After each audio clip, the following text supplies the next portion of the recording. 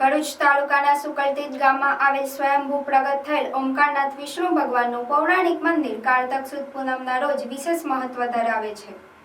સમગ્ર ભારત દેશમાં એકમાત્ર ભગવાન વિષ્ણુની શ્વેત મૂર્તિ ભરૂચ જિલ્લાના સુકલતીજ ગામમાં આવેલ ઓમકારનાથ મંદિર બિરાજમાન છે।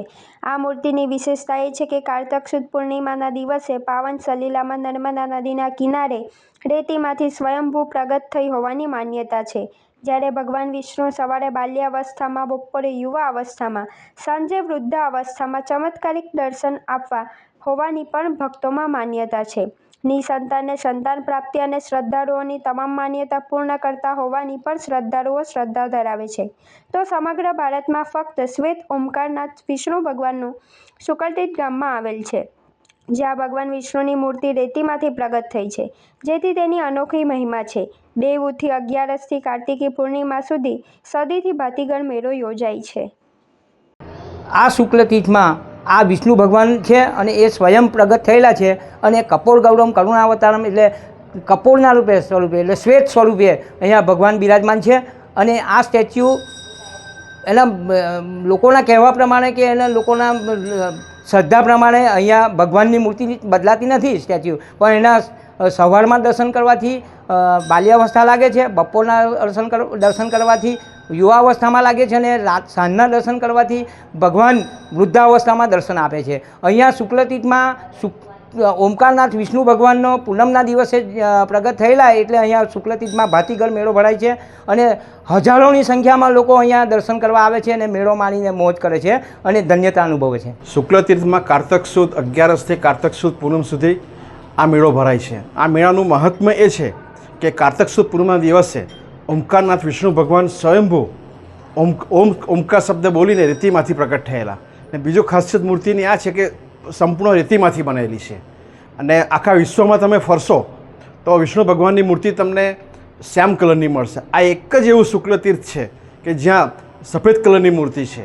અને બીજું ખાસ છે કે શ્રદ્ધાને કોઈ પુરાવાની જરૂર હોતી નથી, પણ તમે ખાસ શ્રદ્ધાથી આ ભગવાનને નિહાળશો તો સવારે બાલ્યાવસ્થામાં, બપોરે યુવાવસ્થામાં અને સાંજના સમયે વૃદ્ધાવસ્થામાં આવે છે। અને લાખો ભક્તો અહીંયા જ્યારે પુત્ર પ્રાપ્તિ માટે કે અમને અડચણ આવતી હોય ત્યારે એ લોકો 5 પૂનમ ભરીને એ બધા કરતા હોય છે, ત્યારે એમની બધા સંપૂર્ણ રીતે ફળે છે એવું લોકમાન્યતા છે। અને ઘણા લોકો પૂનમ ભરે છે અને લગભગ આ મેળામાં 5 થી 6 લાખ જેટલી વસ્તી આવીને સવારે ભગવાન નદીમાં સ્નાન કરે છે અને પછી ભગવાનના દર્શન કરીને ધન્યતા અનુભવે છે।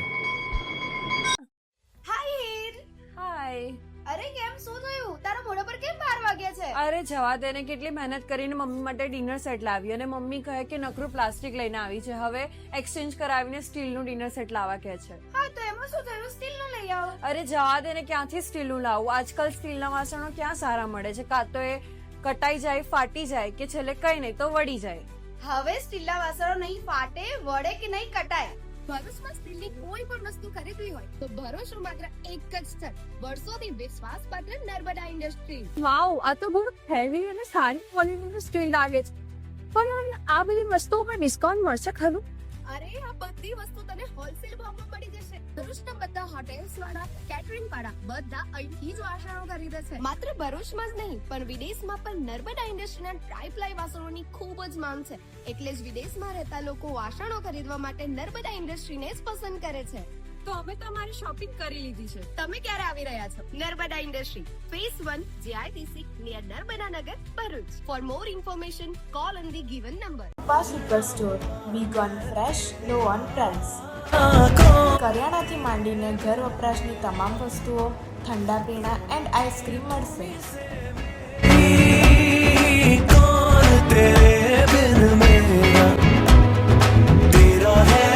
તો કરી લો દિવાળીની ખરીદી।